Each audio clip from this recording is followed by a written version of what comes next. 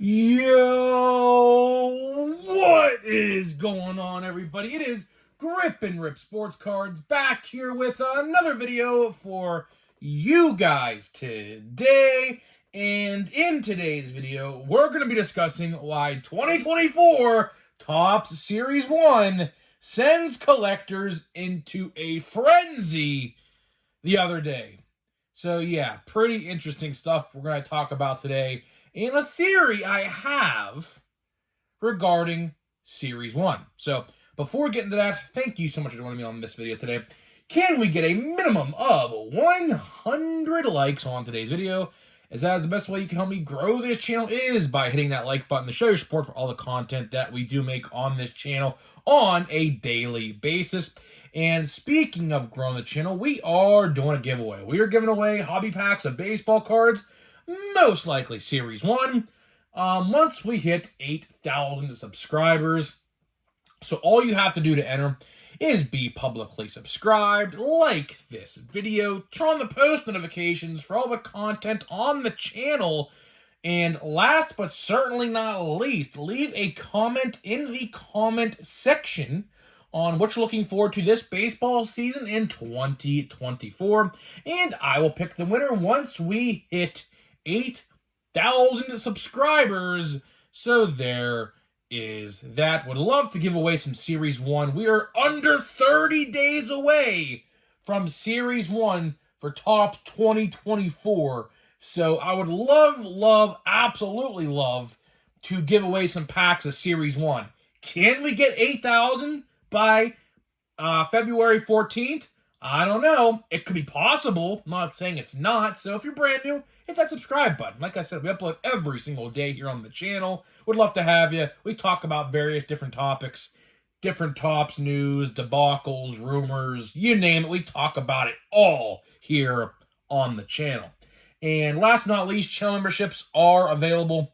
I have brand new content coming out for my channel members. So shout out to every single channel member watching this video. I have a ton of you. So thank you so much for supporting me on the channel. I'm going to be doing a video a week going forward, starting very soon. We're going to do, I guess, discussion videos, pack openings, eBay unboxings, because I have a lot of eBay stuff coming and already have. I just haven't opened it yet and things like that. So yeah, we'd love to have you if you want to do that. And so there's that. So let's get to the topic at hand. Let's get to the meat and potatoes of the video. Series 1, like I said, less than 30 days away. I mean, time's gonna fly. It's going to. I know 30 days might seem like forever. If you think about it, it is. But here's the thing. If you don't think about it, it's not. So, just if you're antsy like I am and, want to get to February 14th now, just realize we will be there sooner rather than later, and there's no reason to, worry, So we'll be at February 14th sooner rather than later. But before we do that, speaking of next week, Stadium Club comes out next week. Stadium Club finally comes out next week. I'm not sure who cares or not, but I will cover Stadium Club. I don't know personally. I don't know if I'm going to buy Stadium Club or not. I genuinely don't think I'm going to. Why I say that? Because I would probably rather... I know there's autographs and everything in the product, believe me, but I read the checklist. The checklist for autographs is very, very long. And the odds of you actually pulling a good auto is probably few and actually pretty far between.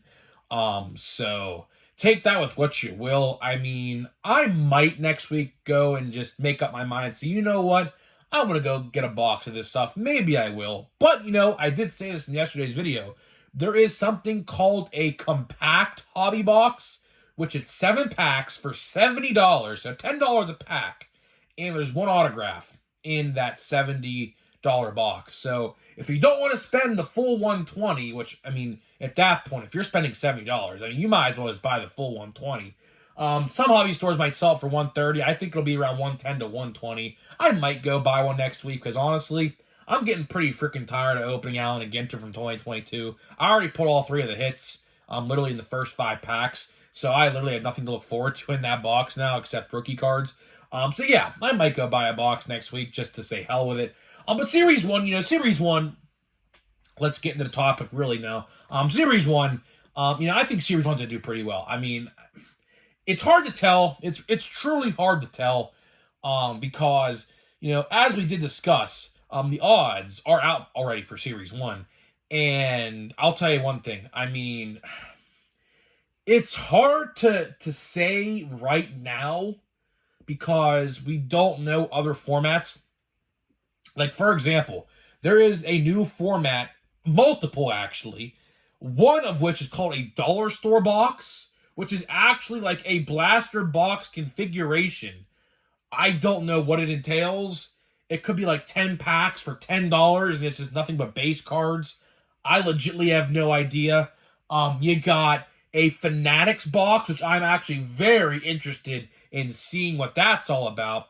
It is 1 in every 200 boxes contains a redemption card for like an autographed bat, a jersey, a baseball, something like that. So that's pretty interesting on that front. I don't know how much the price will be on that. From what I understand, it's a blaster box. So I'm not entirely sure. It's going to be maybe more expensive than like maybe you see at retail. So, blaster boxes at Walmart are $25. Maybe theirs will be $30 or $35. I'm not entirely sure, but that's something to keep an eye out. Absolutely for sure. But either way, like I was saying, Hobby, it looks like that Hobby is gonna be not the way to go, which is very surprising. I can't even believe I'm gonna say that. But it looks to be that way. The odds are in the retail configuration's favor, particularly the hanger boxes, which I'm very shocked about. But why this title of the video is called Tops is with a Frenzy, right? Is because I wanted to talk about the pre-orders, which I didn't really get to talk about the last couple of days because there's been so much news regarding this product that I haven't got to this video yet. But what I did want to talk about was the disaster, and yes, this was a disaster, of the pre-order process for this new product. As you guys know, I did specify already, I did get a jumbo box. How that is, you may say? Well, I follow a bunch of card accounts on Twitter or X or whatever you want to call it, and I saw one of my card accounts I follow post the link to the jumbo boxes, and that's how I got one. Now, if you're asking yourself, well, why would you need a link to go and buy it? Because it's supposed to be on the site. Or so you thought, right? So what happened was I was sitting there the other day, Tuesday. Today's Friday, so I'm 3 days late to this video, but oh well, right? Either way, I was sitting there on Tuesday at 12 o'clock Eastern time, noon. That's when they were supposed to go live with the product. And what happened was, for a solid 25 to 30 minutes, boxes did not go up. Now, as a company, when you say you're putting something up for buy or pre-order or whatever, you should put it on at that time. Because, for example, I'm sure a lot of people had this same situation happen to them. Let's say you're at work, right? And you're taking your lunch break, and you're taking your lunch break at 12 on the dot, so that way you're ready to pre-order some Series 1, which I'm sure the situation happened to at least somebody out there watching this video. I'm sure of it. I'm absolutely sure of it, right? So what happened, right? What happened was basically the boxes did not go up on the site for about 30 plus minutes. It was about 12:35, I believe, when I got the notification on my Twitter that the links were available to pre-order Series 1. And I was just sitting there. I was sitting there for a solid 35 minutes, refreshing the site. Every minute just wasn't showing up. It wasn't showing up. The big banner was on the site saying learn more, but there was no pre-orders, right? And what happened was, by the time they got on the site for everyone else to see, they were sold out. So a lot of people in my comment section, rightfully so, were complaining how they were basically sold out before the product was even live, which, again, that is completely and 110% on Topps, and that is their fault. Because, like I said, if you claim and send out emails that your product is going up for pre-order at 12 o'clock Eastern Time, you best believe you put it up at 12. Because a lot of people were not happy. They were not happy at all for the fact that, one, they had to wait 30 plus minutes after 12, and two, the only way you could get the product on their website was for a link that took you right to the site, which I don't know how people even found the link, but either way, I was lucky enough to see it. I grabbed the box. Now, luckily, how this story ends, is I think around 4 or 5 o'clock Eastern Time that same day, they put them back up for pre-order. Probably, in my honest guess, because they probably felt bad in some way, shape, or form. Now, I mean, Topps and having people feel bad in the same sentence, that's not even like a thing. But either way, I think they probably felt some sort of like sadness or just felt bad for the fact that they sold out. Like I said, even hobby boxes were actually on the site at around 12:30ish. They stayed on the site for a while. But jumbos, once the jumbos were out for people to actually see, for the general public who didn't have the link to the site, they were sold out. They were gone. So I have to imagine that they put them back up on the site as a way to say sorry for the inconvenience earlier in the day. That's just my guess on the situation. Because if I was in their position and that happened with my product, I mean, let's be honest here. It's Topps. Topps can print literally and have so much they could ever sell. I mean, sure, hobby stores and things like that are allocated. They have their own boxes or whatever. But Topps they make the product. They could literally sell however much they want. So that's probably why they did it. Rightfully so. Good on them for actually making the situation right. But here's another problem. The odds, like I referred to a little bit ago, the odds of the product, right? So as you guys heard me say, odds went up for the product about 5 o'clock Eastern Time that same day. Hours after the fact that pre-orders went live and sold out and went back up again, right? And like I said, retail looks to be, for now, the best way to buy Series 1. Particularly the hanger box, which, if anybody's wondering, no, there are no pre-orders yet for retail configurations. Stay tuned for that. I will update all of y'all on my Instagram, my social feed on YouTube, and I'll say it on YouTube.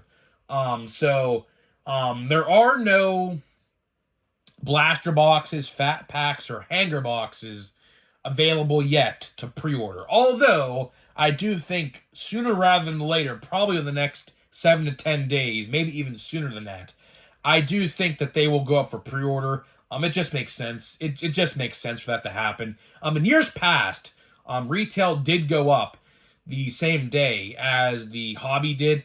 This year it did not. I don't know why. Last year, if you remember, Series 1 was actually found in Targets a week before the release last year. I'm wondering if that's going to happen again.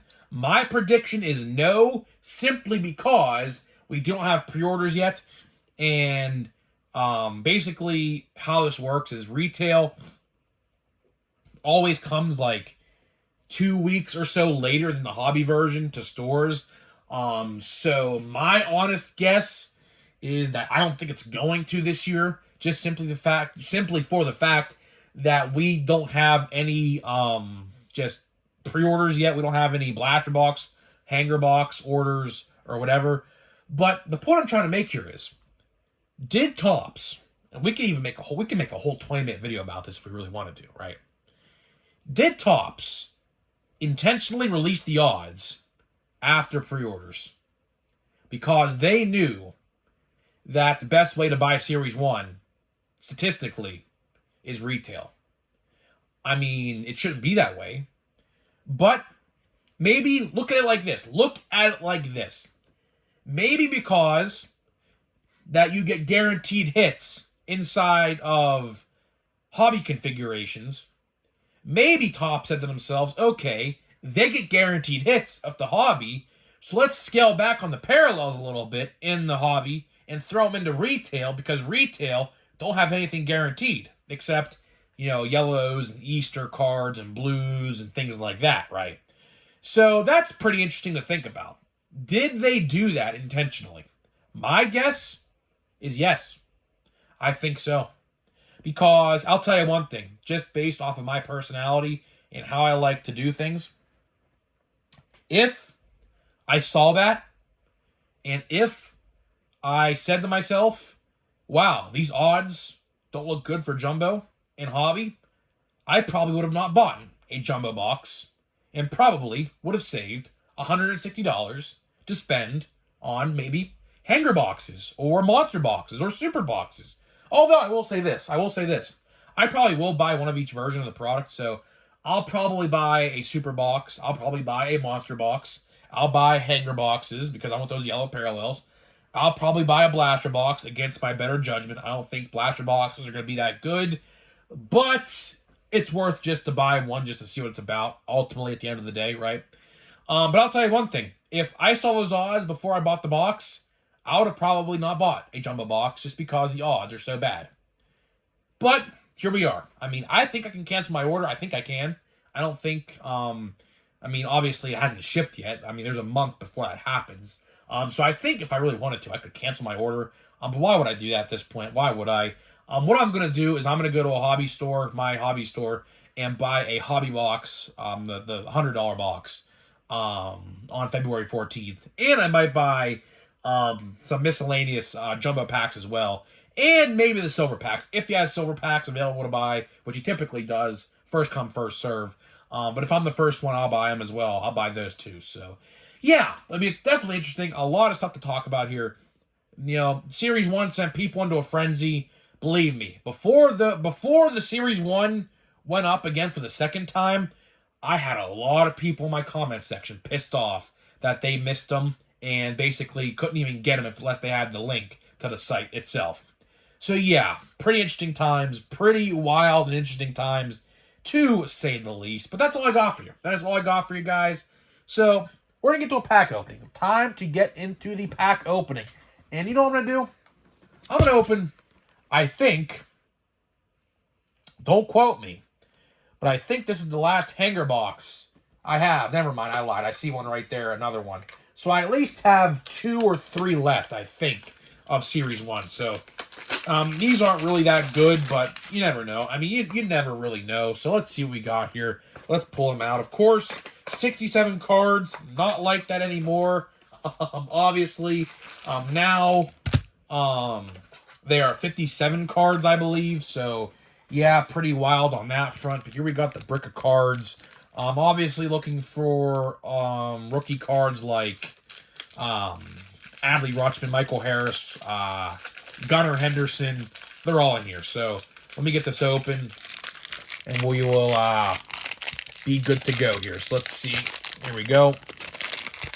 I don't think the cross-section, by the way, looking at the cross-section, I don't think we have anything really spectacular. I see a lot of stars of the MLB, which, I'll tell you one thing.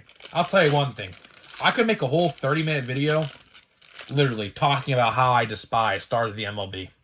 I think stars of the MLB have ruined, there's a good one, way over Pagero. I think stars of the MLB ruined retail sports cards, for tops anyways. Because literally, like I said in the other video, I can't get this undone. Like I said in the other video, the checklist for stars of the MLB is so small.